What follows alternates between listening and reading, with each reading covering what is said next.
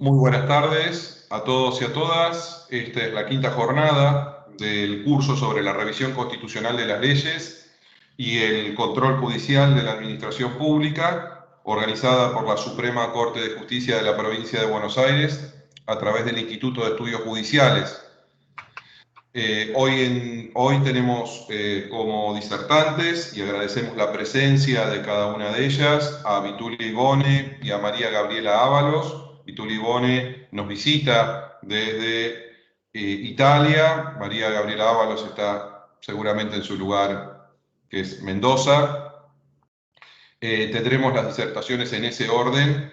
Voy a invitarlos a que a través del canal de YouTube, aquellos que nos acompañen puedan realizar sus preguntas. Es el canal YouTube de la Suprema Corte de Justicia de la Provincia de Buenos Aires. Estamos saliendo en vivo por esa vía.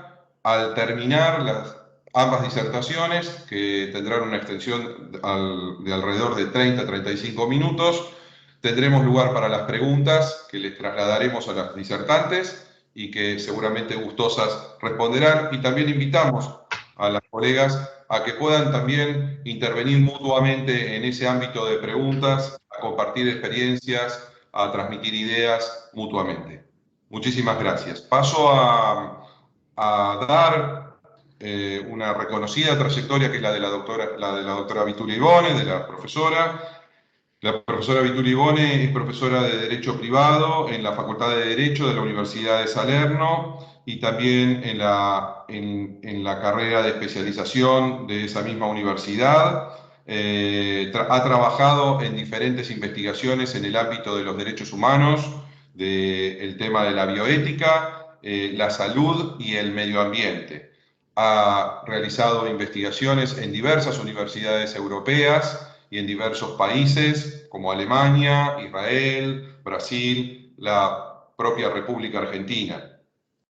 Y tiene una dilatada trayectoria en el ámbito europeo, en el derecho civil y con especialización en estos temas de derechos humanos relacionados a los derechos civiles. Le agradecemos la presencia a Vitulia, le damos la bienvenida y la dejamos en el uso de la palabra. Vitulia, tus palabras. Muchas gracias por la presentación, muchas gracias por sus palabras. Deseo agradecer ante todo al Dr. Soria por la invitación a este ciclo de conferencias sobre la revisión constitucional de las leyes y el control judicial de la administración pública. Es un honor estar aquí con vosotros. Las raíces comunes son el hilo que une a dos grandes países como Argentina e Italia. Y agradezco a todos los presentes para la paciencia que tendrán que mostrar al escuchar a una italiana que intenta hablar en español. La pandemia, sin duda, ha violado y afectado todas las áreas de la vida individual y colectiva. En el transcurso de esta larga crisis, la ley, sometida a las fuertes y sin precedentes tensiones derivadas de la epidemia, no tiene certeza de haber sido capaz de preservar sus características fundamentales: el respeto a los principios, la regularidad formal, la igualdad de trato. El riesgo es que la ley se haya convertido en un derecho de emergencia, móvil y confuso por su naturaleza. Esto se debe, sobre todo en Italia, a la cantidad de medidas regulatorias adoptadas para hacer frente a la emergencia sanitaria y los consiguientes problemas que han surgido con respecto a los principios constitucionales. De hecho, la enorme cantidad de actos regulatorios aprobados de manera aluvial, de diferentes tipos y efectividad, ha dado lugar a dificultades de reorganización y armonización en constante cambio y dependiente de los resultados de los boletines médicos. Con respecto a los problemas constitucionales que esta situación ha planteado y sigue planteando, la pandemia ciertamente ha afectado el sistema de fuentes del derecho, de forma de gobierno, en particular la relación entre Parlamento y gobierno, los límites del poder judicial y de los procedimientos de carácter jurisdiccional sobre la forma de Estado respecto a las relaciones entre el Estado central y las autonomías territoriales, así como sobre los derechos fundamentales más involucrados. Por esta razón, parece importante insistir en el dominio de la ley, sus anticuerpos, si están, su capacidad de reacción y defensa, porque me mueve una convicción que incluso en momentos de crisis más aguda, el derecho puede operar como técnica indispensable de regulación social y ejercer su capacidad de ordenamiento solo utilizando sus métodos y salvaguardando sus principios y su peculiar racionalidad.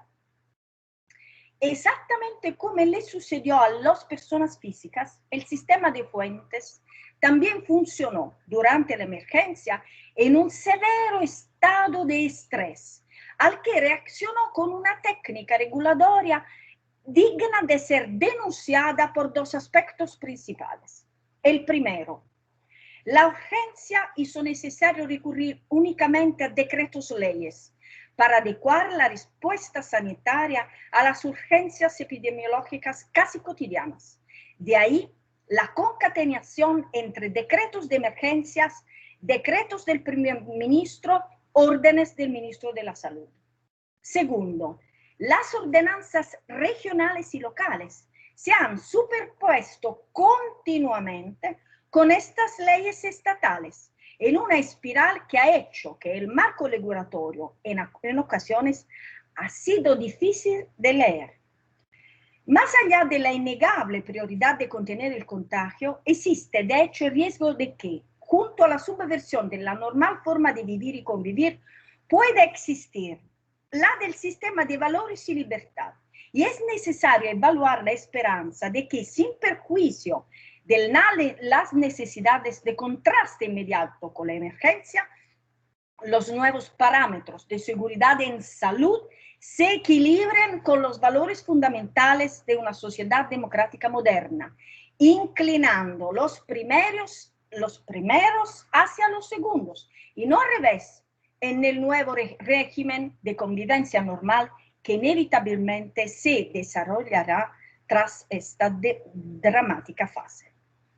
Antes de abordar el tema, es necesario aclarar el mecanismo fundamental que garantiza a los derechos previstos por la Constitución italiana, la reserva absoluta de ley. Esto significa que los derechos inviolables solo pueden limitarse a través de la ley del Parlamento, obligada al cumplimiento de las razones que legitiman la fijación del límite señalado por el mismo texto constitucional para los derechos individuales. Por ejemplo, salud y seguridad pública para la libertad del domicilio, salud y seguridad para la libertad de circulación, para reuniones en lugares públicos, para la libertad de religión y la libertad de expresión.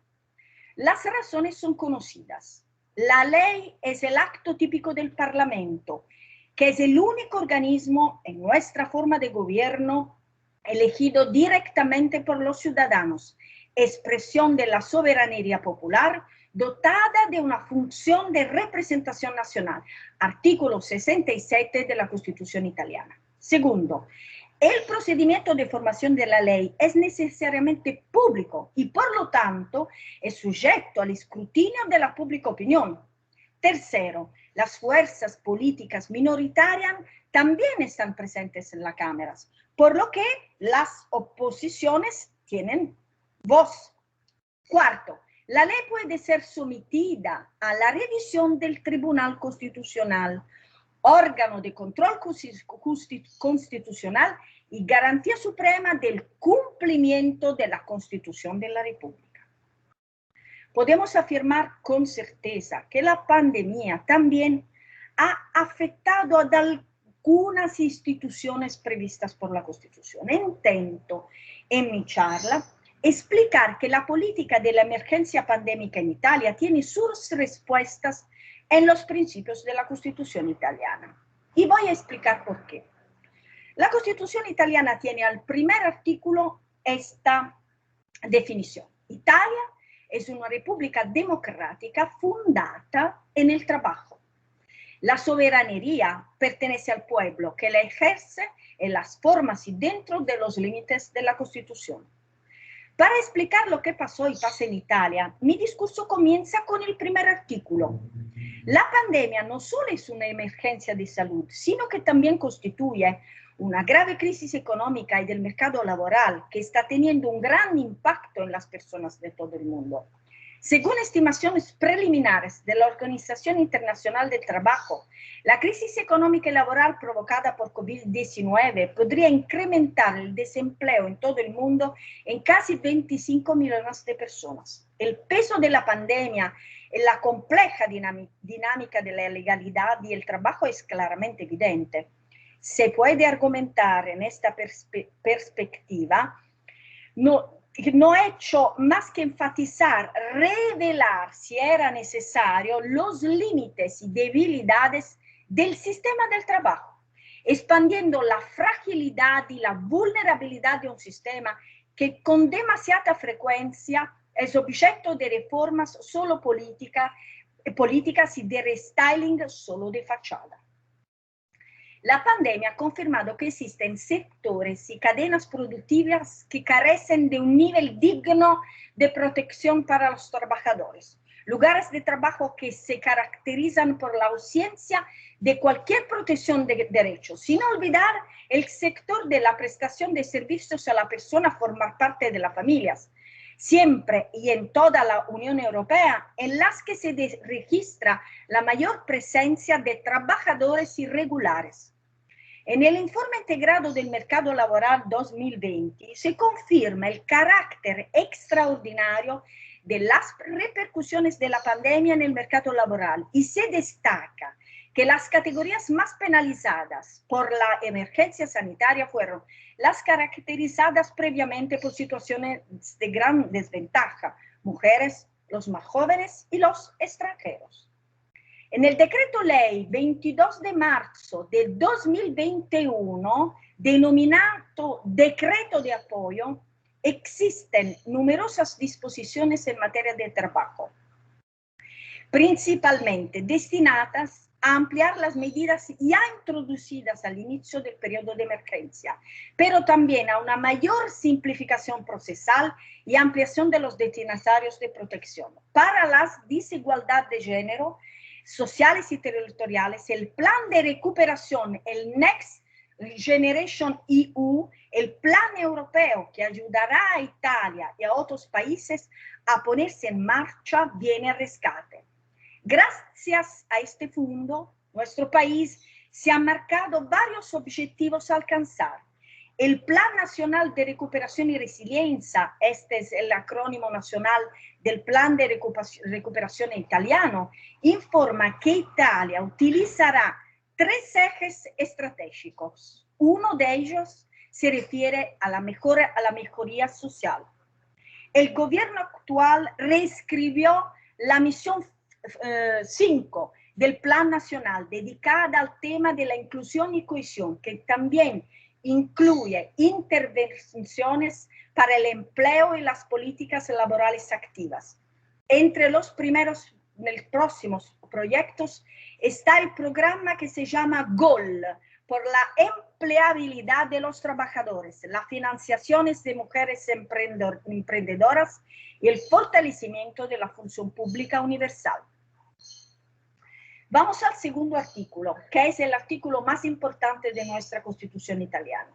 Es el artículo 2. La República reconoce y garantiza los derechos inviolables del hombre, tanto como individuo como en las formaciones sociales donde se desarrolla su personalidad, y exige el cumplimiento de los deberes imperativos de solidaridad política, económica y social. En el marco de los principios esbozados en la primera parte de la Constitución italiana, se encuentra este artículo que perfila el principio personalista, que además de marcar una nueva dimensión de la relación entre persona y Estado, coloca el valor de la persona humana en el primer plano, en la parte superior del sistema legal. Es decir, valora un principio dicho personalista que se traduce en el propósito de colocar el desarrollo de la persona humana en el centro de todo el orden. Uno de los padres de la Constitución italiana, Constantino Mortati, aclara que en virtud de esta disposición el término inviolable significa que el hombre no es una función del Estado, sino el Estado está en función del hombre. Esta norma, en las reflexiones de la doctrina y la jurisprudencia italianas, tiene un carácter abierto y un contenido atípico, en el sentido de que por su formulación establece que el hombre está protegido en todas sus manifestaciones esenciales para su desarrollo, aun cuando éstas no sean explícitas y sean aplicadas mediante legislación reglamentaria. Y en virtud de esta disposición y de la amplitud de su inviolabilidad, la efectividad de estos derechos es independiente tanto del reconocimiento previo expreso por parte del ordenamiento jurídico como de su expresa calificación como inviolable. También es una disposición que se caracteriza por ser abierta, es decir, capaz de ampliar su rango, ya que el ordenamiento jurídico, también a través de la interposición legislativa, ha permitido el goce concreto de los derechos humanos y fundamentales básicos. Y es a través de esta cláusula de abertura que hoy podemos considerar sustancialmente constitucionales tanto las cartas internacionales de derecho, pensemos en la Declaración de Derechos Humanos de 1948, y las demás convenciones internacionales de derechos firmadas por Italia, el Tratado de Lisbona, la Carta de los Derechos Fundamentales de la Unión Europea. Esta ampliación también conduce a una protección reforzada, ya no restringida únicamente a la jurisdicción nacional, amparada por la constitucionalidad de la ley por el Tribunal Constitucional Italiano, que en caso de conflictos entre los mismos derechos fundamentales, hace uso de la ponderación y técnicas de interpretación basadas en la racionalidad. De hecho, hoy contamos con la cobertura que ofrecen las demás cartas de derechos, que a su vez brindan protección judicial ante tantos tribunales superiores de justicia internacionales que supranacionales. Para comprender plenamente la fuerza del artículo 2 de la Constitución italiana en tiempos de emergencia sanitaria, es necesario analizar la segunda parte de la norma, cuando afirma que la República exige el cumplimiento de los deberes imperativos de solidaridad política, económica y social. Así, el particularismo del primer párrafo se justapone al principio de solidaridad, que impone el cumplimiento solidario de aquellos deberes que en circunstancias excepcionales también pueden comprimir las libertades fundamentales, pero sí y solo si tienen como objetivo transformar la persona al afectar profundamente su egoísmo natural. Solo así, en el cumplimiento de sus deberes solidarios, políticos, económicos y sociales, la persona podrá convertirse en miembro efectivo de toda la comunidad, participando directamente de sus fortunas con espíritu democrático. Voy a ver, porque el tiempo corre, el artículo más importante en tiempo de pandemia, que es el artículo 32. La República protege la salud como un derecho fundamental del individuo y un interés de la comunidad, y garantiza la atención médica gratuita a los pobres. Nadie puede estar obligado a un tratamiento de salud específico excepto por ley. En Italia el derecho a la salud es un derecho social, creo como Argentina. El Estado tiene que protegerlo y los ciudadanos tienen derecho a ejercerlo. En el artículo 32 de la Constitución se establece la salvaguardia de la salud como derecho fundamental del individuo y como interés de la comunidad, lo que significa que la salud es reconocida sea como derecho subjetivo, tradicionalmente legado al derecho a la libertad, sea como derecho social de prestación. Su contenido multiforme abarca un denso perfil de libertad con una dimensión social, una dimensión económica, una dimensión colectiva y una dimensión resarcitoria. En el contexto legislativo italiano, la expresión derecho a la salud sintetiza una pluralidad de derechos. El derecho a la integridad psicofísica, al ambiente saludable, el derecho a obtener prestaciones sanitarias, hasta el derecho a no tener prestaciones sanitarias. Pero decreta el derecho es un derecho fundamental. De esta manera se convierte en un derecho social con su carga de derecho subjetivo absoluto e inviolables. En el debate entre juristas, pero ha surgido una pregunta. ¿Tiene el derecho a la salud primaria sobre todos los demás derechos constitucionales? No todos estuvieron de acuerdo con la respuesta. Según algunos, el derecho a la salud es un requisito previo para todos los demás. Según otros, esta posición habría generado una deriva securitaria del orden, una especie de estado policial. Se sabe que la jurisprudencia del Bundesverfassungsgericht tedesco encontró en la Grundgesetz la existencia de una Werteordnung allgemeine, de una jerarquía general de valores, y que algunos autores italianos han comenzado a sentir la fascinación de esta reconstrucción, tratando de importar al menos su premisa en Italia, es decir, la idea de la existencia de valores constitucionales superiores y de valores constitucionales menores. Esta doctrina en Italia non è unanime. Ora, un momento, ecco qua. La emergencia ha dejado en claro la escasez de recursos y la falta de preparación para la pandemia. La Constitución italiana, a diferencia de otras, no contiene una regla general para la condición de emergencia sanitaria. Sí, establece el estado de guerra y establece que las cámaras deciden sobre el estado de guerra y otorgan al gobierno los poderes necesarios. Pero esta disposición es de interpretación estricta y se cree que no puede extenderse a otras situaciones de emergencia como epidemias, desastres naturales o situaciones excepcionales de cualquier otra índole. La Constitución, sin embargo, no descuida las situaciones de emergencia. En tales casos prevé en el artículo 77 que el gobierno, en casos de necesidad y urgencia, puede adoptar medidas con fuerza de ley, decretos leyes. El artículo 120, párrafos 2 y 3, prevé el dicho poder sustitutivo del gobierno, que en el caso particular de grave peligro para la seguridad y protección de la población, debe ejercerse respetando los principios de subsidiariedad y leal colaboración.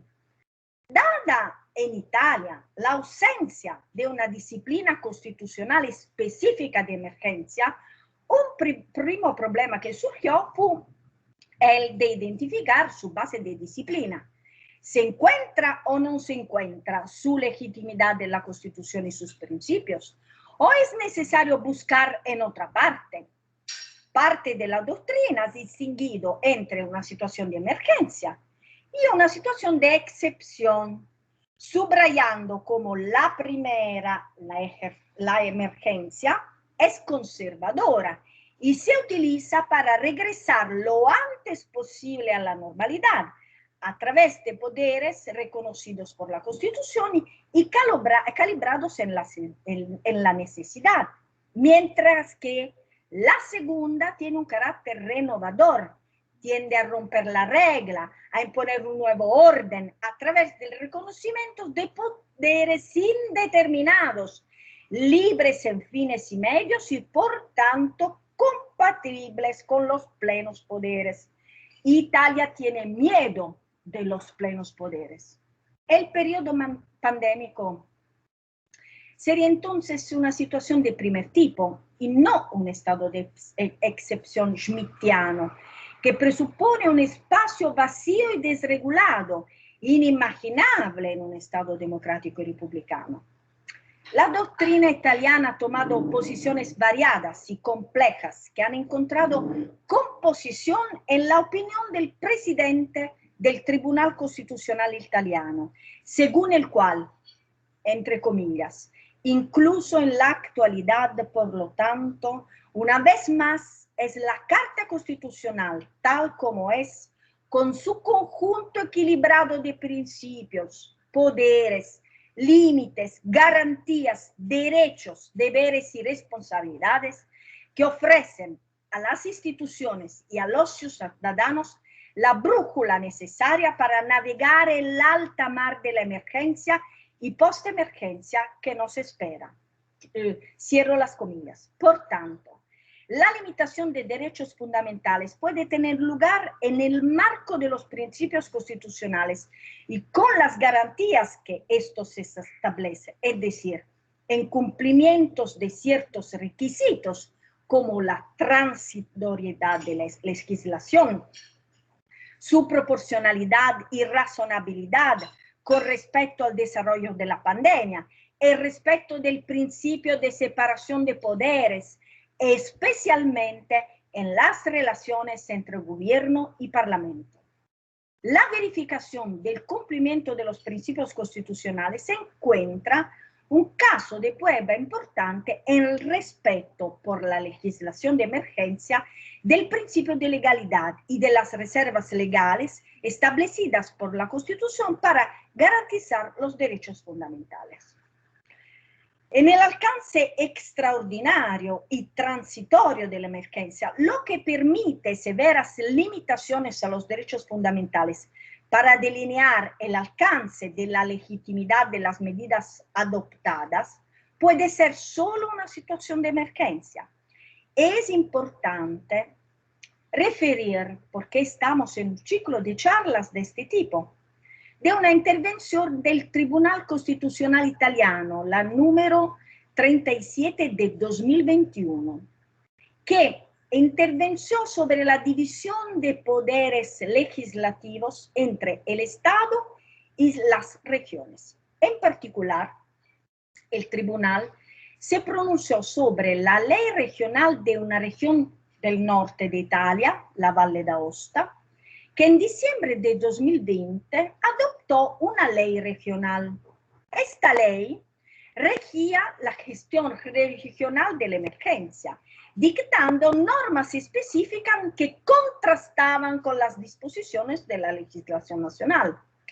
El presidente del Consejo de los Ministros, el presidente del gobierno, promovió la cuestión de la legitimidad constitucional, principalmente sobre la referida ley por la infracción del artículo 117 en materia de competencia legislativa exclusiva, así como la violación de los artículos 118 y 120 de la Constitución. Básicamente, según el gobierno, la región no podía pronunciarse sobre medidas de profilaxis a nivel internacional. Además, afirmó que la ley impugnada estaba en conflicto con el principio de cooperación leal. La región Valle d'Aosta objetó la inadmisibilidad del recurso con diversos argumentos. Además, argumentó que el gobierno no podría delegar en decretos del presidente del gobierno, ni siquiera a través del decreto ley, la gestión regulatoria de la emergencia, ya que afecta a los derechos de libertad regidos por la reserva de ley. Estos decretos debían ser considerados inaplicables a la región y sus poderes legislativos no podían comprimirse con una fuente regulatoria secundaria. La región en su defensa afirmó que la Corte debe remitir la cuestión de la legitimidad constitucional de los decretos leyes que regían el decreto del primer ministro. Como veremos, el Consejo no se pronunciará sobre este aspecto. ¿Parece necesario? Vitulia, tendríamos ¿sí? 5 minutos. Perfecto, cinco perfecto, minutos. perfecto. Gracias, Vitulia. Algunas palabras sobre el Tribunal Constitucional Italiano. Es el más joven de los órganos constitucionales de la República.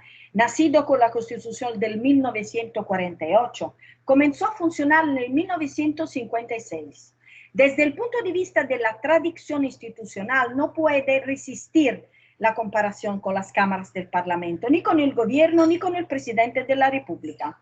Además, al ser completamente ajeno al esquema de la separación de poderes y en cierto modo cuestionarlo visiblemente, presenta una fisionomía que se puede trazar sobre todo en negativo, con caracteres y peculiaridades de un tipo diferencial. La Corte es de hecho un juez y sin embargo no pertenece al Poder Judicial. Es un órgano de justicia, pero no de jurisdicción. No dice la ley, sino que la juzga. Es, por su propia composición, un organismo profesional, competente, pero no es burocrático. Sigue en sus procesos formas procesales similares a las de los juicios comunes, pero con reglas y contenidos que no le son comparables. Considerando desde el punto de vista de las funciones, puede decir que el Tribunal Constitucional Italiano es una máquina que produce decisiones. Según la arquitectura formal diseñada por el artículo 134 de la Constitución, las decisiones se refieren a las leyes y los conflictos de atribución entre los poderes del Estado, o entre el Estado y las regiones, o entre las regiones. Algunas palabras, dos, sobre el control de constitucionalidad de las leyes en Italia. La primera y históricamente más importante tarea del Tribunal Constitucional es resolver los conflictos relacionados en la legitimidad constitucional de las leyes y actos con fuerza de leyes del Estado y de las regiones. El Tribunal está llamado a comprobar si los actos legislativos se han conformado con los procedimientos exigidos por la Constitución y si su contenido se ajusta a los principios constitucionales. Puedo decir que en tiempo de pandemia la Corte Constitucional Italiana es como una bandera, es como una fuerza para los ciudadanos. Y no es una cosa extraña que se llega al Tribunal Constitucional cuando un jurista es una persona vieja, tiene experiencia. Y por esta razón es un baluardo de legalidad y justicia. Yo agradezco mucho a todos por su paciencia en escucharme. Había escrito mucho más, pero no entiendo tomar otro tiempo a mi nueva amiga María Gabriela. Muchas gracias a todos. Muchísimas gracias, Vitulia. Tante gracias. Agradecemos también al mismo tiempo que hayas hecho el gran esfuerzo de hacer tu charla en otro idioma que no es tu idioma natal y nos hayas regalado tu disertación en castellano. Muchísimas gracias. Vamos a dar paso a la disertación de la profesora María Gabriela Ábalos. Luego de su disertación daremos lugar a las preguntas del público que pueden realizar, les recuerdo, a través del canal YouTube de la Suprema Corte de Justicia de la Provincia de Buenos Aires. Podrán desarrollar en el chat del YouTube las preguntas que crean pertinentes. Seleccionaremos las que por tiempo, por supuesto, podamos abordar en el escaso tiempo que tenemos en cada jornada. María Gabriela Ábalos, bienvenida. Ella es doctora en Ciencias Jurídicas y Sociales, especialista y magíster en Magistratura y Gestión Judicial, profesora titular de Derecho Constitucional de la Facultad de Derecho de la Universidad Nacional de Cuyo, es profesora titular de Derecho Constitucional y de Derecho Público Provincial y Municipal de la Facultad de Ciencias Jurídicas y Sociales de la Universidad de Mendoza, magistrada del Tribunal de Gestión Judicial asociada en lo tributario de Mendoza, vocal de la Asociación Argentina de Derecho Constitucional y miembro de la Asociación Argentina de Derecho Administrativo, entre tantas otras responsabilidades de trascendencia que María Gabriela sabemos que tiene y que está de más reiterar aquí porque es por todos conocida. Muchísimas gracias, María Gabriela, por tu presentación y te escuchamos atentamente. Muy buenas tardes. Un placer. Te pido que te desmutees un segundo. No sé si... Ahí está, perfecto. La escuchamos bien, la escuchamos bien. Bueno, muy buenas tardes. Un placer estar en La Plata, aunque sea virtualmente. Muchísimas gracias al Superior Tribunal de la Provincia de Buenos Aires. Muchísimas gracias en particular al doctor Daniel Soria y a todo su equipo por llevar a cabo este tipo de actividades y por incluirme nuevamente en ellas. Además, es un gusto haber compartido este panel o este día de hoy con la profesora Vitulia Ibone, porque realmente interesantísima su presentación y además la quiero felicitar expresamente porque habla un castellano perfecto. Realmente pudimos entenderla y seguirla en todo. Bueno, un honor para mí estar compartiendo este panel con ella. Ojalá que alguna vez podamos acortar distancias y encontrarnos en Mendoza, en Salerno o en La Plata, ¿por qué no? Ojalá que eso sea así. Bueno, en el contexto de estas jornadas, de este curso, se me ha pedido que desarrolle los principales lineamientos y perspectivas del control de convencionalidad. Se imaginarán que un tema tan rico como este podría llevarnos varias horas en un seminario taller donde pudiéramos hacer un análisis completo de todos los perfiles que el control de convencionalidad tiene, pero pensando en los 20 o 30 minutos, se me ocurre mostrarles el tema a partir de 3 ejes centrales. El primer eje tiene que ver con circunscribir el análisis de los lineamientos del control de convencionalidad dentro de el molde del derecho argentino. Es decir, quiero mostrarles cómo a partir de la interpretación jurisprudencial de nuestra Corte Suprema de Justicia Federal hemos ido tomando elementos de este control de convencionalidad. Para ello, en el segundo eje que quiero mostrarles, tenemos que hacer una vinculación necesaria con respecto a las normas jurídicas en nuestro sistema, donde podamos analizar cómo ingresan los instrumentos internacionales, puntualmente los referidos a derechos humanos. Y en esta línea, el tercer punto que quiero mostrarles son las características de nuestro control de constitucionalidad para ahí poder apreciar la dimensión que toma el control de convencionalidad a partir de los fallos de nuestra Corte Suprema, para que entonces podamos sintéticamente concluir en cuáles son las perspectivas, cuáles son las pautas, cuáles son los criterios que nos sirven a los operadores del derecho y que de alguna manera estos lineamientos que voy a mostrarles hagan que quienes estamos dentro del Poder Judicial o quienes están ejerciendo la profesión fuera puedan tener medianamente un horizonte de principales perspectivas de este control. Entonces, el primer punto que quiero mostrarles es cómo ingresan los instrumentos internacionales en el derecho argentino. Fíjense que pensar en nuestro texto constitucional de 1853-60 supone hablar de un texto que es fruto de su época. Es decir, estamos hablando de un texto que tiene una influencia importantísima del constitucionalismo norteamericano y que responde a un pensamiento de constitucionalismo clásico, un pensamiento liberal burgués, donde los postulados fundamentales son el de constitución escrita, suprema, rígida, en cuyo contexto los instrumentos internacionales o los tratados que estaban, y como siguen estando, claramente indicados en la Constitución, se encontraban en inferioridad por debajo de la Constitución Nacional. De ahí que en esta configuración del siglo XIX, los tratados o los instrumentos internacionales tenían la jerarquía que la misma interpretación de la Constitución le daban los operadores del derecho por debajo del texto constitucional. Fíjense que en estos lineamientos rápidos que les quiero mostrar, hay algunos hitos claros a tener en cuenta en el cambio que esto se va gestando. Por ejemplo, 1972, cuando la Argentina ratifica la Convención de Viena sobre Derecho de los Tratados, en función de cuyo artículo 27 no podrá un Estado interpretar normas de derecho interno o la ausencia de las mismas para poder fundamentar el incumplimiento de un tratado. De ahí que a partir de ese momento cambió la jerarquía de los tratados, que pasan a tener en el derecho argentino, a partir de este artículo 27, una jerarquía superior a las leyes, aunque la Constitución siguiese diciendo lo mismo en términos de tener a los tratados por debajo de la Constitución.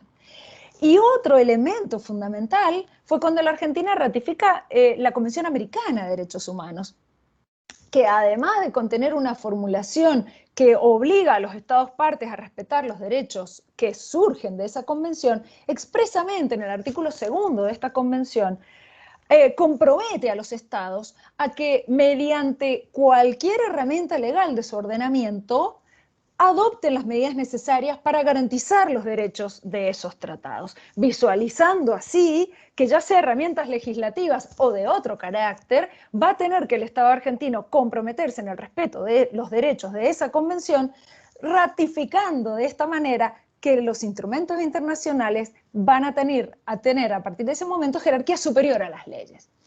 Y en el caso argentino además hay otro hito fundamental que es de la mano de la jurisprudencia, el caso Ekmejian con Sofovich, 1992, donde la Corte Argentina interpreta estas normas que les he mencionado para concluir en interpretación jurisprudencial, para concluir entonces a favor de que los tratados tienen jerarquía superior a las leyes y que los derechos que surgen de los tratados tienen plena operatividad, dejando de lado la discusión entre tesis monista y dualista, porque la Corte reafirma la operatividad de los derechos de los tratados sin tener que exigir una ley que los transforme en operativos. Y esto además tiene como otro hito muy importante la reforma constitucional de 1994, donde el convencional constituyente expresamente, a partir de un artículo constitucional, atribución del Congreso, que tiene esa atribución por objeto a aprobar tratados, a partir de esta cláusula incorpora instrumentos internacionales expresamente indicados en el artículo 75, inciso 22, los dota de jerarquía constitucional y además abre el panorama en términos a que en el futuro el Congreso podrá otorgar esa misma jerarquía constitucional a otros instrumentos internacionales sobre derechos humanos con un trámite particular, votando esa jerarquía constitucional con una mayoría agravada, 2/3 partes de los miembros de cada Cámara. Visualicemos entonces que a partir de 1994 se produce un cambio en el sistema de fuentes en el derecho argentino, por el cual ya no solamente es la Constitución la que ocupa esa cúspide de la pirámide de Kelsen, sino que también ahora va a estar acompañada con instrumentos internacionales sobre derechos humanos expresamente indicados en el texto constitucional y los que posteriormente, en este caso tenemos 3 instrumentos más, que han sido dotados de esa jerarquía por el legislador ordinario. Esto supone, y de nuevo en los lineamientos que les muestro, supone abrir un abanico interpretativo muy interesante en el derecho argentino, donde hay una posición, les diría, mayoritaria, liderada por Germán Vidar Campos, que plantea la interpretación del bloque de constitucionalidad, seguido por fallos emblemáticos de la Corte Argentina, que de la misma manera ha adoptado la posición del bloque, en virtud del cual se interpreta el artículo 75-22 en términos de entender que la delantera del ordenamiento jurídico, conformada por la Constitución más estos instrumentos internacionales, tienen o merecen una interpretación que no permita encontrar ningún tipo de discordancia entre los mismos, que no permita encontrar ninguna contradicción entre ellos. Versus otras posiciones, como por ejemplo la posición liderada por Gregorio Badeni, a la cual ascribe Horacio Rosati, actual ministro de la Corte Federal, por el cual en mucho más, por supuesto, en ambas posiciones de más fundamentos, pero atento que este es simplemente uno de los puntos a tocar, me detengo en los lineamientos generales. En esta posición de Gregorio Badeni y otros profesores que lo acompañan, no hay tal bloque, sino que en la interpretación del texto constitucional, en el supuesto en que exista alguna contradicción entre estos instrumentos internacionales y la Constitución, es esta la suprema. Aquellos instrumentos internacionales ingresan en las condiciones de su vigencia, con todo el debate que ello genera, ingresan como complementarios de los artículos de la primera parte de la Constitución, lo que supone en esta posición la defensa de los principios de derecho público mencionados por el texto constitucional a la hora del Estado argentino aprobar un tratado. Junto con estas dos posiciones, que les diría las más visibles, hay una pluralidad más de posiciones intermedias, pero traigo esto a colación porque nos trae, en mi opinión, consecuencias interpretativas muy importantes que nos va a servir para luego ingresar en el control de convencionalidad. Fíjense que a partir de estas dos posiciones extraigo tres consecuencias interpretativas muy importantes. En la posición del bloque de constitucionalidad se opone la posición de la Constitución Nacional como suprema. En segundo lugar, en esta idea del bloque de constitucionalidad, los principios del derecho internacional tendrían primacía por sobre los principios de derecho público argentinos, sostenidos en la segunda posición. Y a su vez, en la posición del bloque aparecería como consecuencia interpretativa la aplicación irrestricta del derecho internacional versus la defensa de un margen de apreciación nacional en la segunda posición. Teniendo en cuenta entonces esta configuración del sistema de fuentes, ¿cómo vamos a vincularlo con el control de constitucionalidad y de convencionalidad? Bueno, recordemos que en aquel mismo texto del siglo XIX, la interpretación jurisprudencial que adoptó nuestra Corte Federal desde el caso Mendoza 1865, del caso Sojo y del caso El Hortondo 1887-1888, fue la de traer la interpretación de la jurisprudencia norteamericana de Marbury versus Mason de 1803 para configurar a partir de una catarata interesantísima de fallos jurisprudenciales la interpretación a favor del control de constitucionalidad teniendo en cuenta los parámetros norteamericanos, de forma tal que nuestro control se fue configurando sobre la base de ser control judicial, de ser difuso, de llevarse a cabo en una causa, jamás en abstracto, de tener en cuenta dentro de esa causa judicial el pedido de parte y luego el efecto puntual del control de convencionalidad de la mano de la no aplicación en el caso concreto sin producir la derogación de la norma. También les dejo como lineamientos que no debemos dejar de tener en cuenta que algunas de estas características se han ido modificando también por creación pretoriana. Por ejemplo, el pedido de parte en el control de constitucionalidad local se ha modificado hacia el control de oficio. Recordemos los precedentes Milde Pereira 2001, Banco Comercial de Finanzas 2004, Rodríguez Pereira del 2012. Y a esto podríamos sumarle que también va modificándose el efecto de no aplicación en el caso concreto cuando la Corte Federal, y a solamente circunscripto a la Corte y a estos precedentes que les voy a mostrar, abre el efecto hacia la derogación de la norma. Acordémonos del caso Rizzo de junio del 2013, acordémonos del caso Pedraza de mayo del 2014. Quiero visualizar estos aspectos que les he mencionado para ahora sí ingresar de lleno en el control de convencionalidad. ¿Y por qué hago esta introducción tan importante, en mi opinión? Para que cuando ahora analicemos las características de la convencionalidad, veamos, por lo menos en mi opinión, el paralelo y cómo va acercándose al control de constitucionalidad local.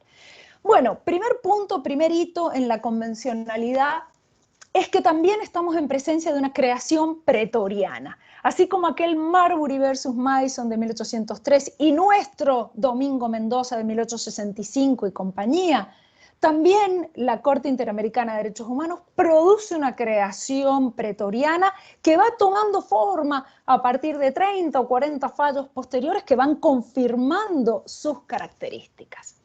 Y fíjense que estamos hablando de una creación que tiene muchos menos años de antigüedad que el control de constitucionalidad, porque así como 1803 nos marca un hito, recién en la convencionalidad es el año 2006, donde la Corte Interamericana, sin perjuicio de precedentes anteriores en el año 2003, con votos puntuales de García Ramírez, pero es en el 2006, Almonacid Arellano con Chile, donde le damos el nacimiento, la partida de nacimiento al control de convencionalidad. ¿Qué características tiene y con qué fallos interamericanos podemos sostenerlos? Como les decía, en este pantallazo que quiero mostrarles, les voy también a traducir lo que creo que son las principales características del control de convencionalidad a la luz de los precedentes interamericanos. Entonces, ¿qué características comienzo a dibujarles? Primero, está planteado inicialmente el control de convencionalidad como control judicial y difuso. Claro, fijémonos que con el andar de otros fallos interamericanos, como el caso Hellman contra Uruguay de 2011 y el segundo del 2013, la Corte Interamericana lleva a cabo un cambio en esta característica que les muestro, porque ya no es solamente judicial, también aparece como una exigencia para las demás autoridades públicas. Fíjense cómo ahí se abre una línea divisoria con el control de constitucionalidad argentino, si luego quedase tiempo e interés podríamos trazar esas diferencias. Pero sigo entonces con las características convencionales para la Corte Interamericana. Les decía, judicial y difuso originariamente, ampliado luego a todas las autoridades públicas. Segunda característica, el control de convencionalidad, esta especie de control de convencionalidad de la cual habla Almonacid Arellano, supone la compatibilización entre las normas de derecho interno más el texto de la Convención Americana de Derechos Humanos. Pero aquí no se queda, sino que le agrega la interpretación que de ese texto hace la Corte Interamericana. Luego se va a ampliar también a la comisión, se va a ampliar también a actividad consultiva, no solo contenciosa.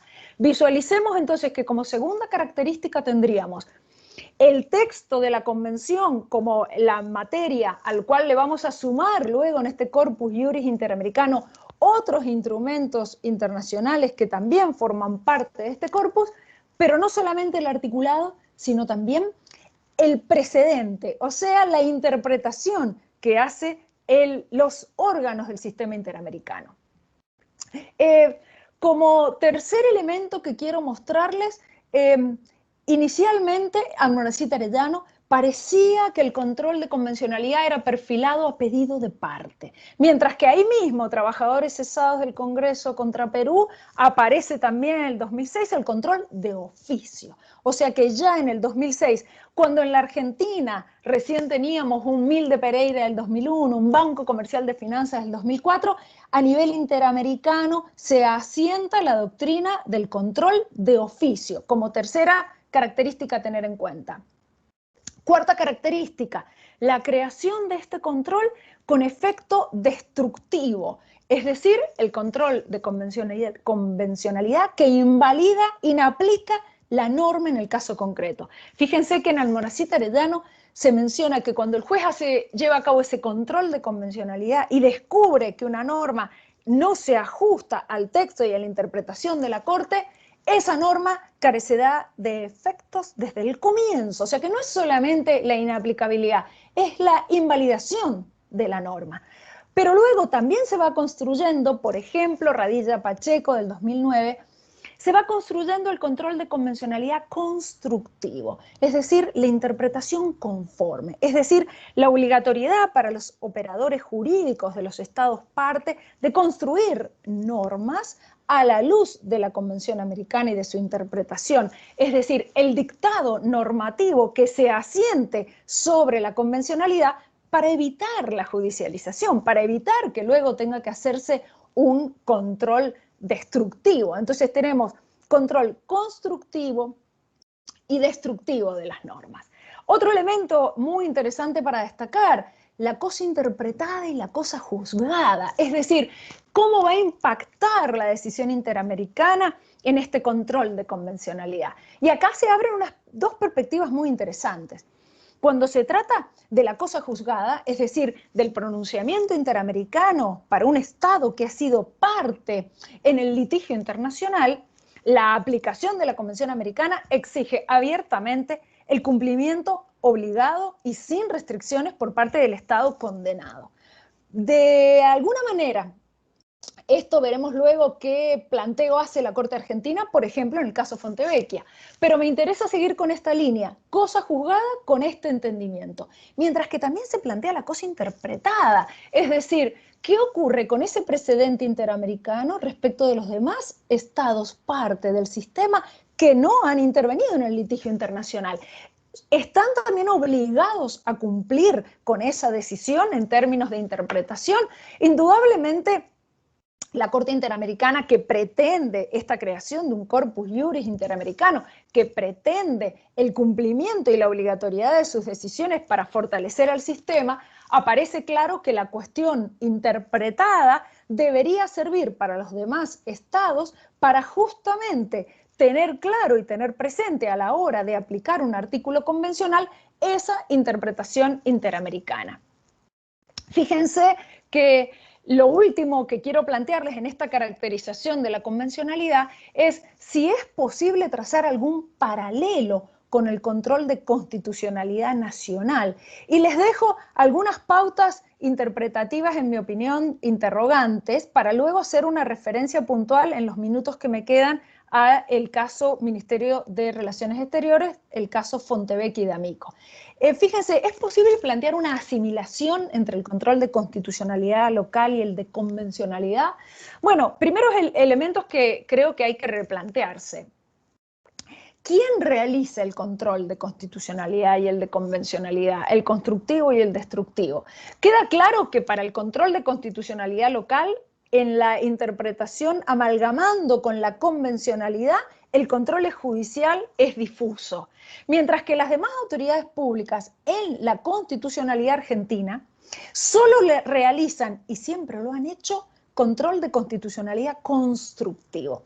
Es decir, cualquier órgano del Estado argentino, nacional, provincial, municipal, de la ciudad autónoma, no puede emitir un acto, una norma, sin primero chequear que se ajuste a la Constitución Nacional y a los instrumentos internacionales. O sea que en la construcción normativa, todas las autoridades públicas argentinas tienen que llevar a cabo el control de constitucionalidad. Claro, la duda se genera en relación con el control de constitucionalidad y de convencionalidad en este paralelo con efecto destructivo, inaplicando una norma y o derogándola.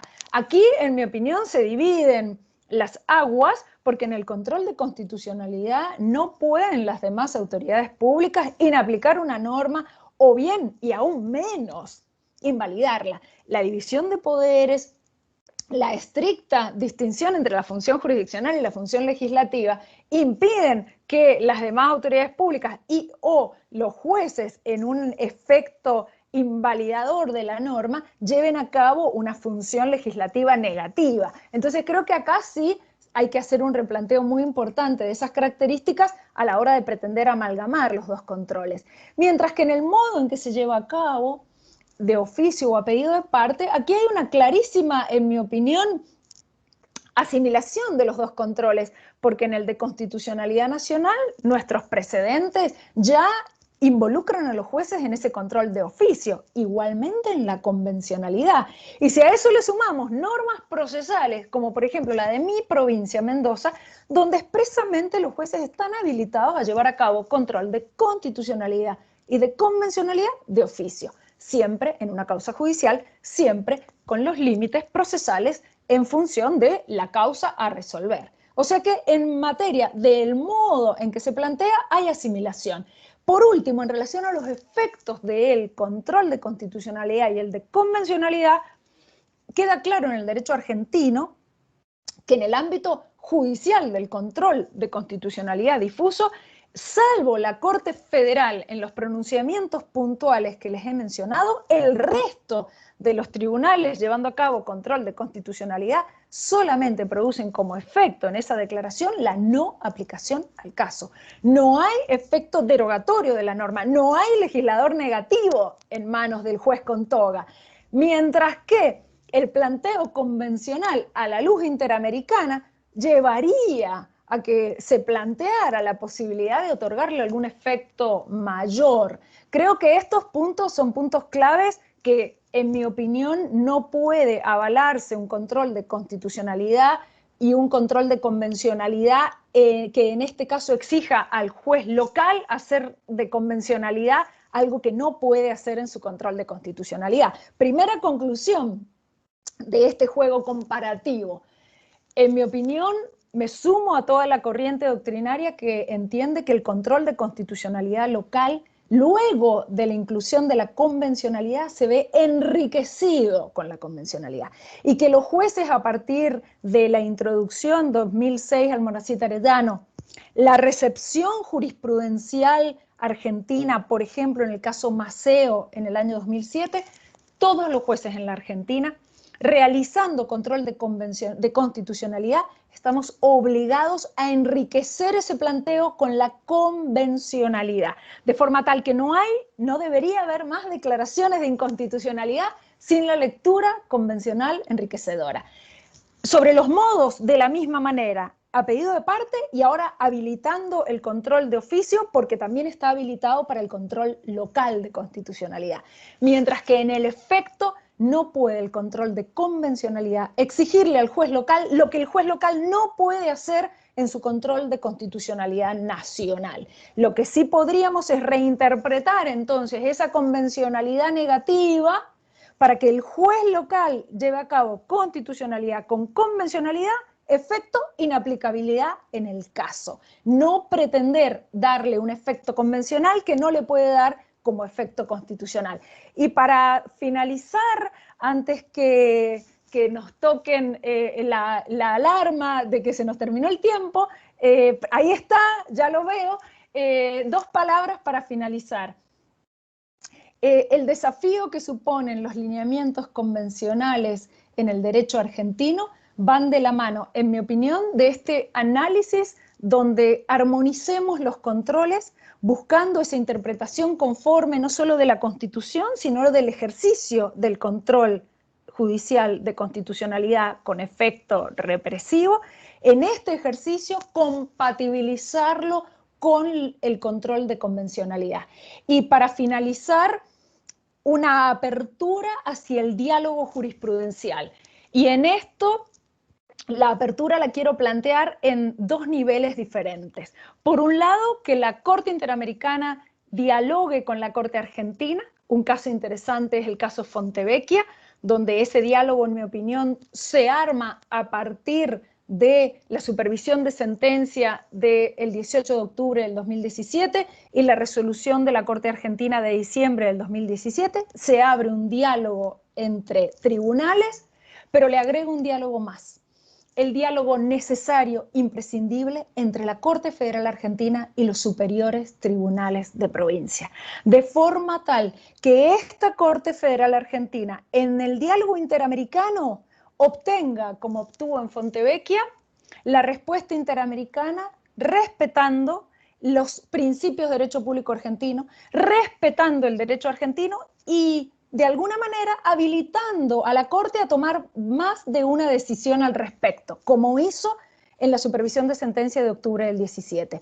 Pero eso supone también que la Corte Federal Argentina, mirando a los superiores tribunales de las 23 provincias y de la Ciudad Autónoma de Buenos Aires, tenga la misma apertura al diálogo, de forma tal que a la hora de tener que resolver sobre la interpretación de una norma provincial, sobre la interpretación de la Constitución provincial, priorice la interpretación del Superior Tribunal, priorice la lógica de ser o de entender al Superior Tribunal de Provincia como el intérprete último de las normas provinciales. De forma tal, entonces, que esta apertura dialógica tenga a la Corte Federal en un doble orden, hacia lo interamericano, con absoluto respeto hacia las provincias. Bueno, quedo a disposición para las preguntas. Muchísimas gracias. Perfecto, muchísimas gracias María Gabriela.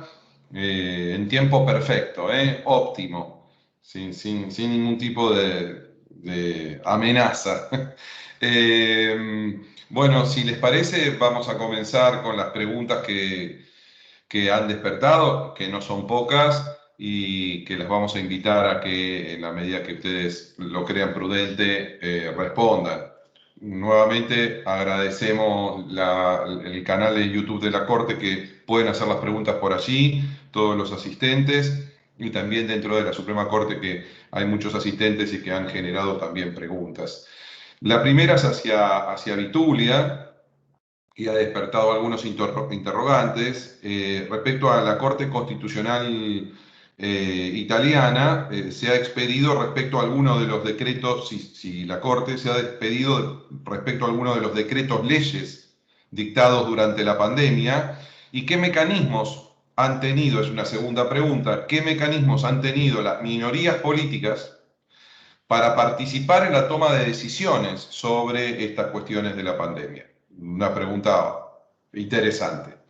Luego tenemos otras, así que comencemos con estas dos, invitadas las dos, por supuesto, a participar y a dialogar también. Sí, voy a explicar.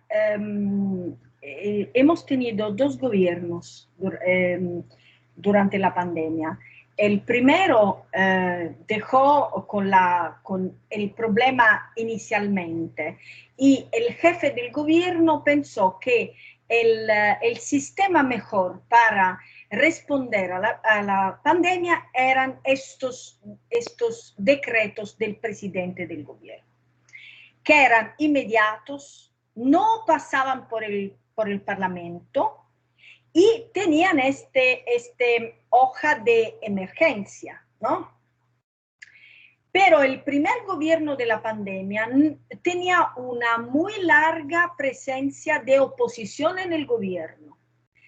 Cuando llegó la noticia que Europa iba a planear el plan de recuperación patrimonial de Italia, que ha pensado para Italia, para España, para todos los países de la Unión Europea, nos mudamos el gobierno.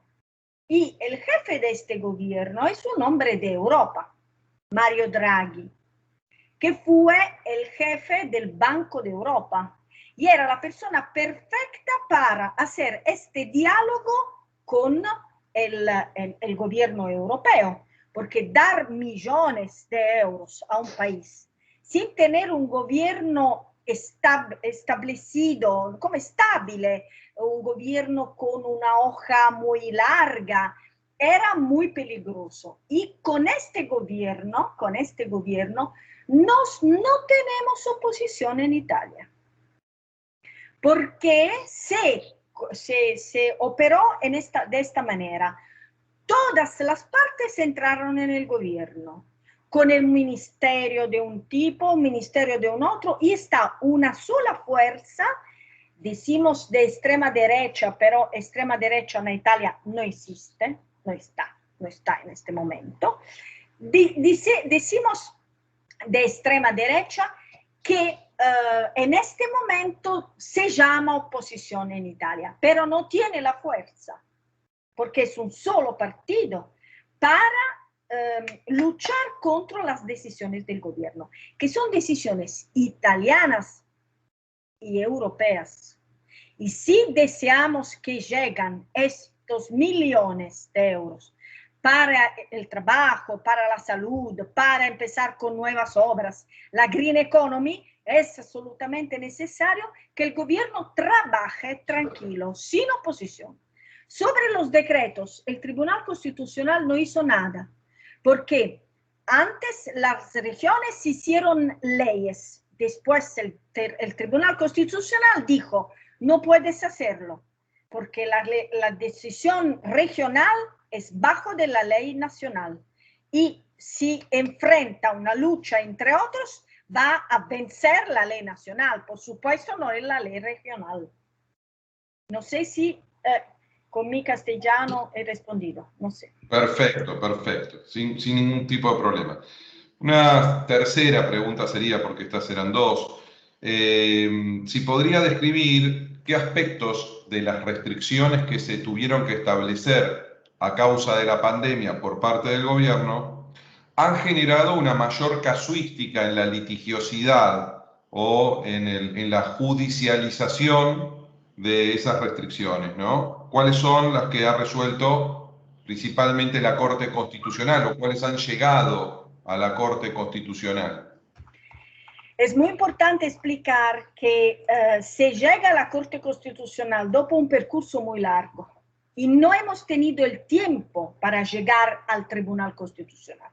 No hemos tenido el tiempo porque tenemos que hacer todo el percurso oficial, ¿no? Tribunal, Corte de Casación y después ir al Tribunal Constitucional. No hemos maturado, pero la cosa que es necesario decir es que sobre todo en materia de libre circulación, sobre la libre circulación, sobre la posibilidad de las personas de reunirse pacíficamente.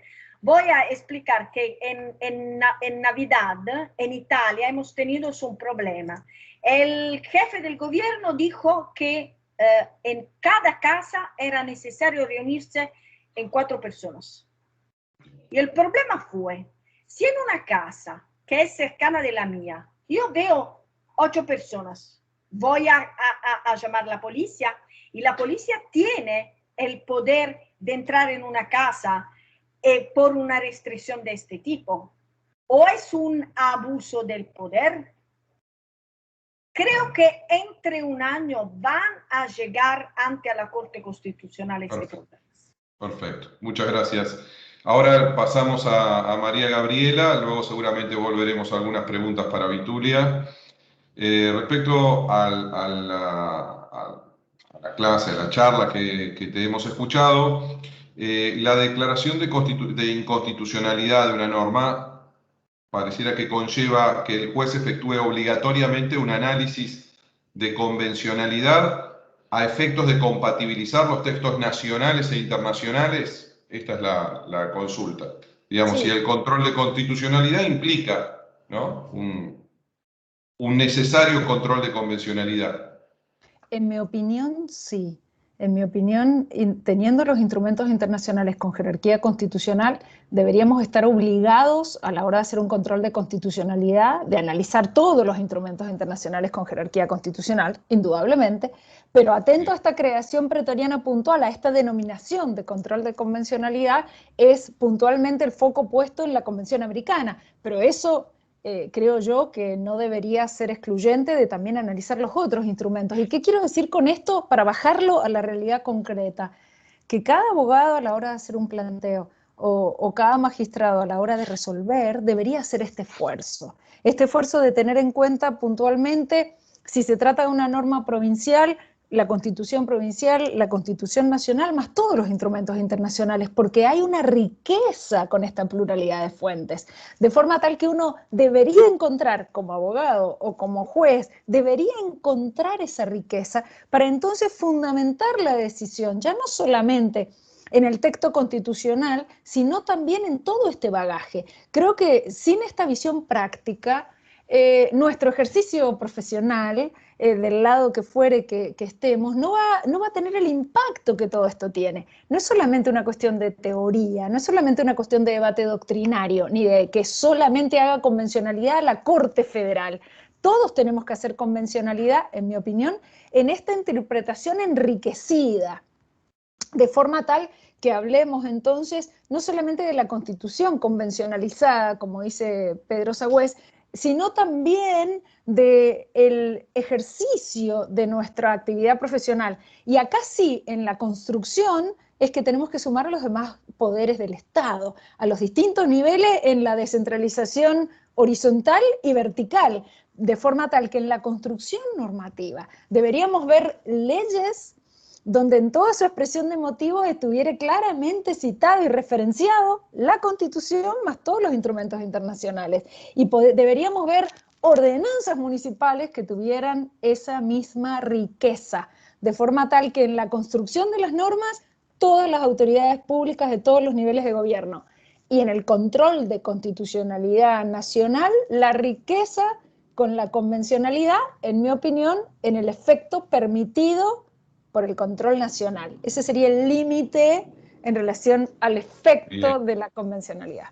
Bien, hay una pregunta que tiene relación con, que habla del derecho comparado, y por eso es para Vitulia, respecto a la posibilidad del control de oficio por parte de los jueces italianos de la Constitución, ¿no? El control de constitucionalidad de oficio por parte en el sistema italiano. Si podría aclarar algunas pinceladas muy generales, porque sé que puede escapar al tema y nos podemos ir por las ramas, pero puntualmente si es factible, si no es factible, si es un control difuso, si es concentrado, etc. Estás muteada, Sì, a sì, ver sì. si... Está Sta silenciado. sì. Allora, ¿quién puede provocar el juicio de la ley, no? Está una vía de acceso al juicio. La Corte Constitucional no puede decidir autónomamente de qué se puede ocupar, o es necesario que venga investida de un recurso o de una duda. Estas son las dos situaciones. O un recurso que es de una situación que necesita una aclaración y una duda. Este artículo del Código Penal puede ser inconstitucional, se va a preguntar a la Corte va a responder. Sobre esta situación, cioè qué tipo de juicio va a dar, ¿no?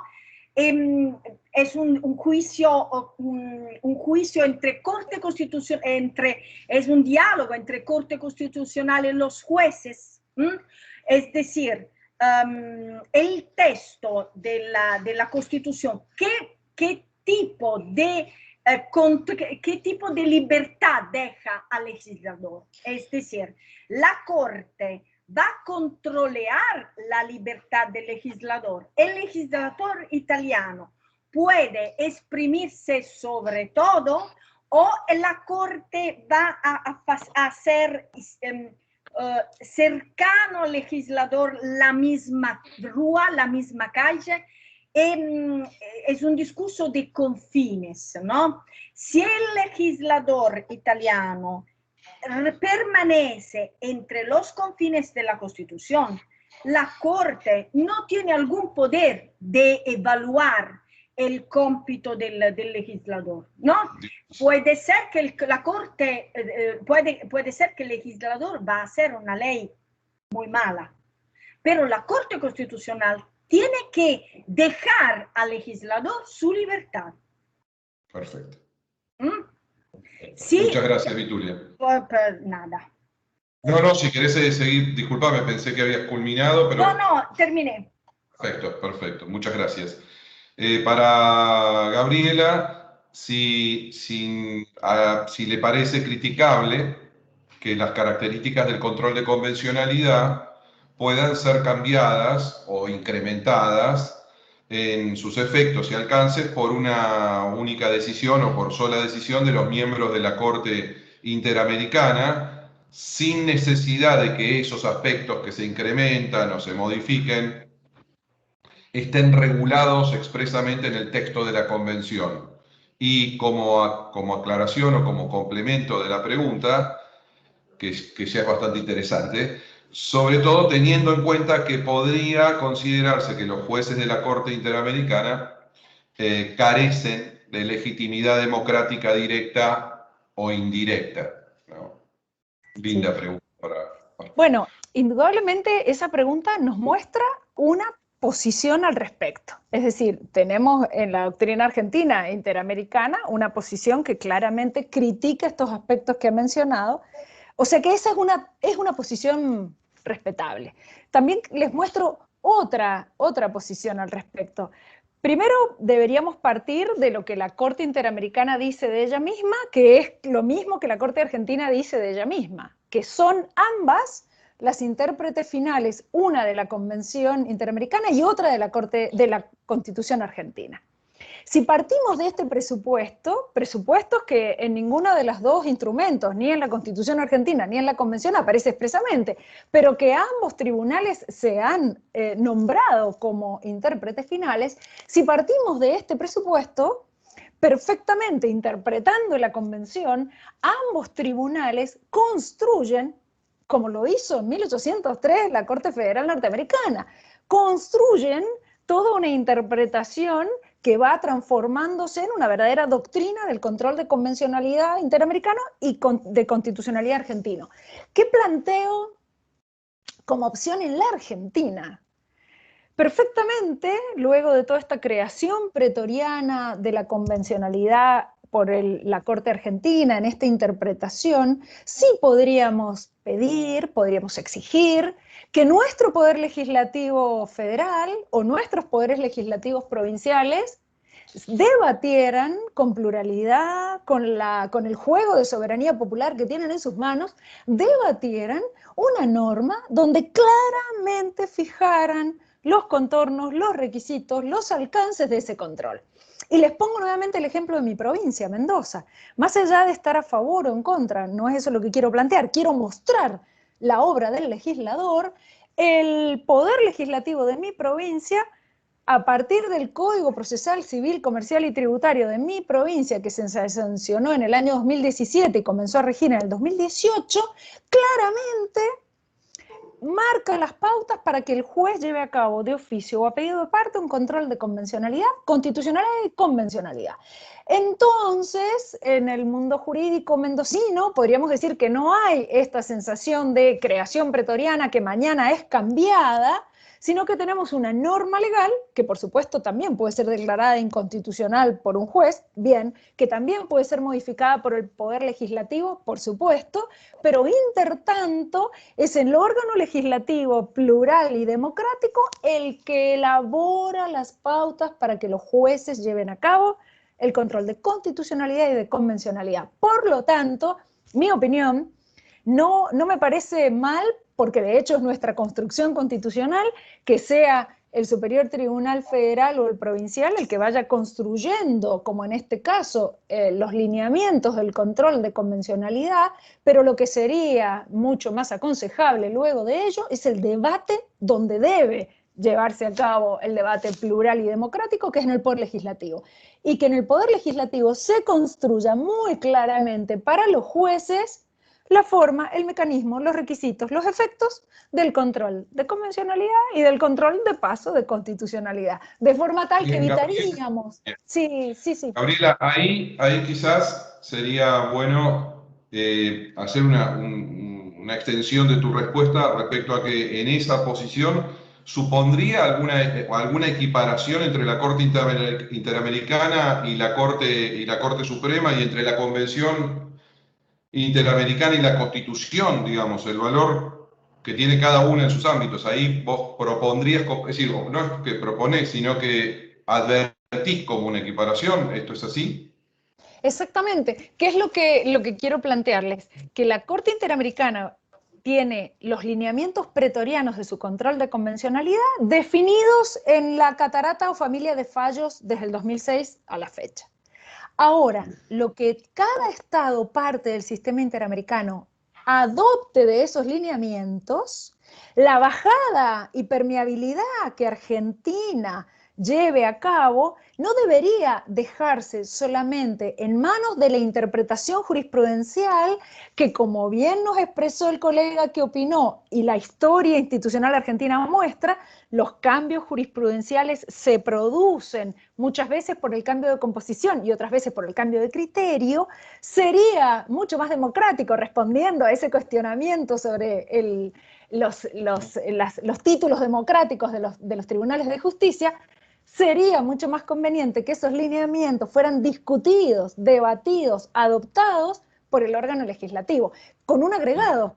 En un país federal como Argentina, el órgano legislativo nacional es clave para el federalismo, porque las provincias solo podemos tener, en términos de ejecutivo, legislativo y judicial, solamente tenemos cabida en el Congreso, numéricamente en diputados, y las provincias en un pie de igualdad en senadores. O sea que es el órgano federal por naturaleza, de ahí que ahí deberían discutirse estos elementos, superando entonces estas críticas, con mayor o menor razón, a la falta de legitimidad democrática de los poderes judiciales. Perfecto, muchas gracias. Ahora volvemos a Vitulia y en algún momento ella refirió a cierto conflicto entre las regiones y el poder central en Italia. Si podía explayarse sobre puntualmente en el transcurso de la pandemia, cuáles fueron esos puntos de mayor conflicto entre las regiones y el poder central que terminaron judicializándose o de algún modo teniendo un reflejo en el ámbito judicial. No orientado tanto a lo político, sino porque no es el tema de hoy, sino a la judicialización de esos conflictos, ¿no? Sí, sí. Sobre todo son las decisiones en materia de salud y las decisiones en materia de turismo y las decisiones en materia de libre circulación. Cuando el primer gobierno decidió que cada parte de Italia tenía un color y este color era respecto a la situación pandémica de cada región. Y cuando una región, por ejemplo, la Cerdeña, llegó a ser blanca era no tenemos pandemia. Esta región empezó a tomar decisiones de libre circulación, de decisiones sobre el turismo, abrir restaurantes, abrir café, y sin pedir estas decisiones junto con el gobierno.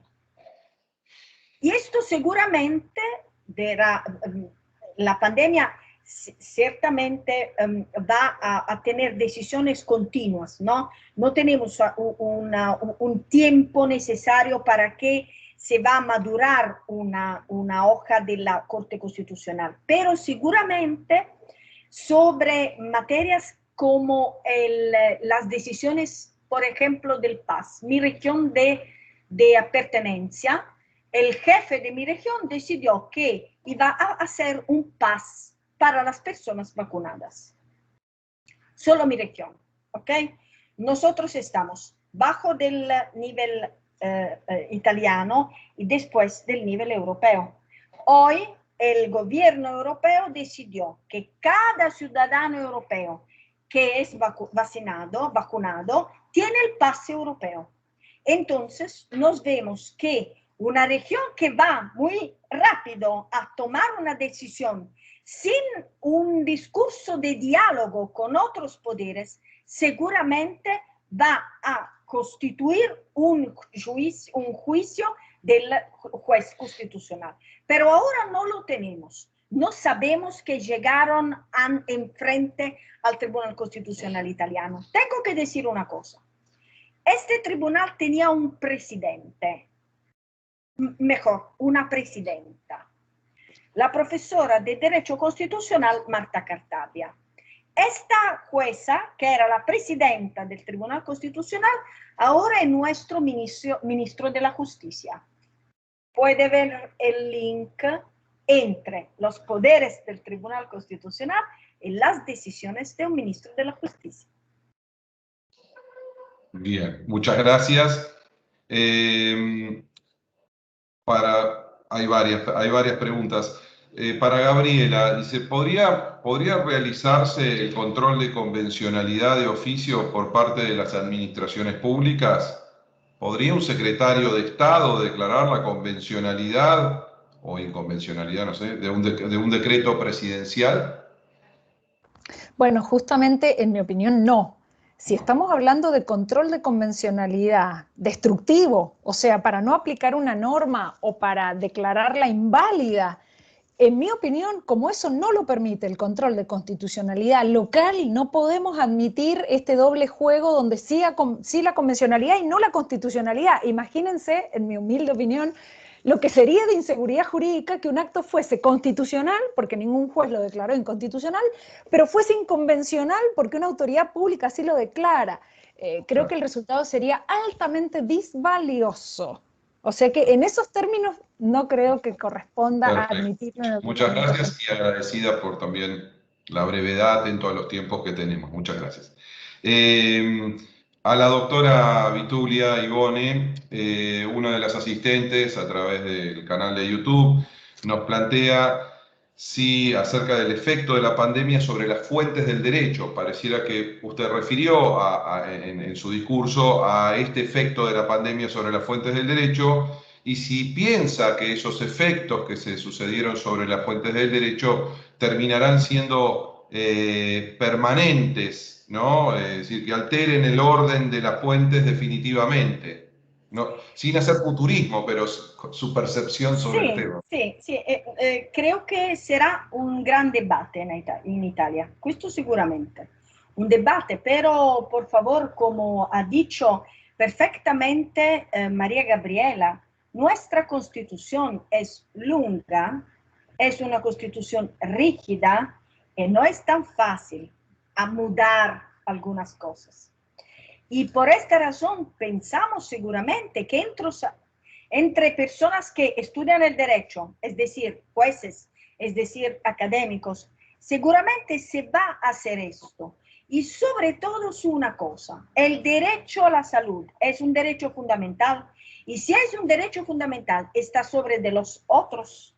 Esta es ahora la discusión en Italia, porque no todos están de acuerdo de considerar el derecho a la salud sobre los otros, porque si está sobre, las decisiones son de un tipo. Si no, si es igual a los otros, las decisiones de un gobierno son diferentes.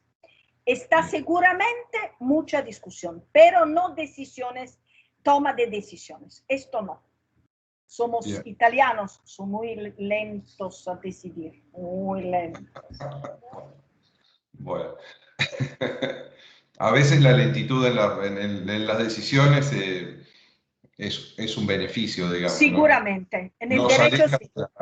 En el derecho sí. Nos aleja de las hordas en la plaza, pero por ahí no hay que exagerarlo. Sí, sí, seguro. Me parece bien. Por último, da para mucho más el debate y hay otras también preguntas, pero quizás con esta podríamos ir culminando. Uno de los asistentes, en función de la disertación de María Gabriela, nos plantea si podría ella hacer algún tipo de alusión a si hay algún tipo de diferencia entre la obligación de la aplicación de las normas convencionales por parte de los jueces y el control de inconvencionalidad de oficio, digamos, como si hubiera dos estándares, o eso el asistente entiende de su discurso. Es decir, una cosa es la obligación de la aplicación de las normas convencionales y otra cosa es la posibilidad de la declaración de inconvencionalidad de oficio. Vuelvo a insistirles, por lo menos en mi pensamiento, que no podemos seguir pensando en una inconvencionalidad de oficio a secas. Siempre el juez local tiene que pensar en la aplicación de sus normas. Primero, lo dijo la Corte Napoletana, o sea, primero el juez aplica sus normas. Ahora lo enriquecemos con la convencionalidad, pero no a secas, planteado al margen la convencionalidad divorciada de la constitucionalidad, de forma tal entonces que esta riqueza de la pluralidad de fuentes se visualice muy claramente en cualquier decisión judicial en el efecto constructivo y en el efecto destructivo o el efecto negativo, enriqueciendo el efecto negativo local. Y para ahora sí, 2 minutos. Me parece que estas formulaciones de Vitulia y mías han despertado muchísimo interés, ¿o no, Vitulia? Yo creo que nos tendrían que volver a invitar a las dos. Yo creo. Sí, sabes que me interesaría muchísimo el diálogo y las decisiones entre Corte Americana, Interamericana y Corte Europea de los Derechos Humanos. Excelente. Porque están situaciones muy que se recorren, ¿no? La una ve que dice la otra. Es necesario hacer una aclaración. Bueno, tomamos la invitación para hacer el seminario próximamente. ¿Por qué no en 3 ciudades, ¿no? En Mendoza, allí por Salerno, donde está Vitulia, y en La Plata, ¿por qué no? Vamos a transmitírselo a los ministros de la Suprema Corte para que auspicien esta intención. Yo les agradezco muchísimo. Voy a tomar una palabra de la última respuesta de María Gabriela, que es riqueza. Me parece que salimos enriquecidos de esta reunión y yo se los agradezco muchísimo en nombre del Instituto de Estudios Judiciales, de la Suprema Corte de Justicia, de quien ha organizado, el ministro Daniel Soria, este evento que está teniendo un gran éxito, y esta jornada no es otra cosa que refrendar ese éxito. Muchísimas gracias a ambas, están invitadas permanentemente. Muchísimas gracias a concurrir y a participar en nuestras actividades. Adiós. Muchísimas gracias a todos. Les comentamos que en el próximo jueves, en el mismo horario, tendremos la sesión número 6 de este curso. Los esperamos por el mismo canal. Muchísimas gracias. Chao. Gracias. Chao. Hasta luego.